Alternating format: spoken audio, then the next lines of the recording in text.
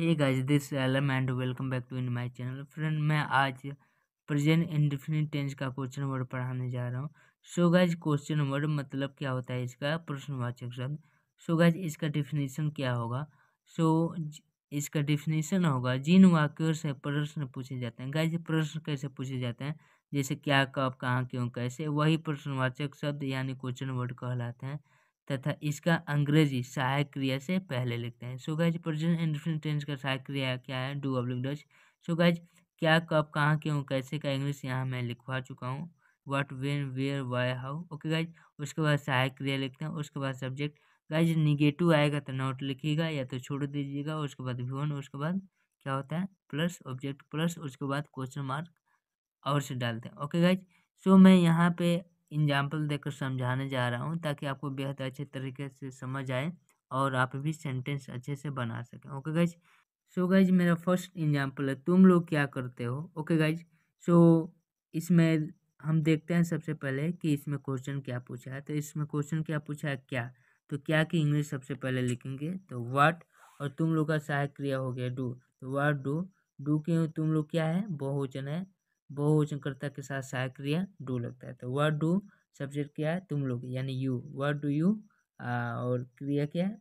Do यानी करते हो, करने का डू होता है। तो सेंटेंस बन गया guys, what do you do. Okay guys, I hope you can understand. मेरा सेकेंड एग्जाम्पल है गाइज, वे लोग कहाँ पढ़ते हैं। सो गाइज, इसका इंग्लिश होगा वेयर डू दे रीड, क्योंकि यहाँ कहाँ क्वेश्चन पूछा है। तो जो क्वेश्चन पूछता है उसका इंग्लिश पहले लिखते हैं, उसके बाद उसका सहायक क्रिया। तो सब्जेक्ट के अनुसार, according to subject, we have to choose helping verb. So here would be apply to, because this is plural subject. Okay guys, तो where do they read. Okay guys, मेरा थर्ड एग्जाम्पल है guys, Mahesh अंग्रेजी कब बोलता है। So guys, इसका English होगा when does Mahesh speak English. Okay guys, क्योंकि कब का इंग्लिश हम मैंने पहले लिख दिया हूँ क्योंकि ये क्वेश्चन पूछा है। मैं इसलिए बार बार बता रहा हूँ क्योंकि बहुत ऐसे बच्चे होते हैं जो कंफ्यूज हो जाते हैं, भूल जाते हैं।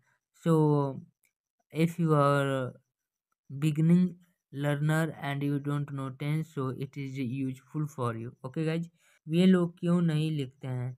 So guys, इसका इंग्लिश होगा why do they not write. Okay guys, and मेरा लास्ट एग्जाम्पल है, हम लोग कैसे बाजार जाते हैं। So guys, इसका इंग्लिश होगा how do we go to market. So thanks for watching my video and please like and subscribe my channel. And friend, if you want to speak English, so this is reality that what you learn in basic and what you know, so speak on that topic. And if you speak on that topic, so definitely you can speak English.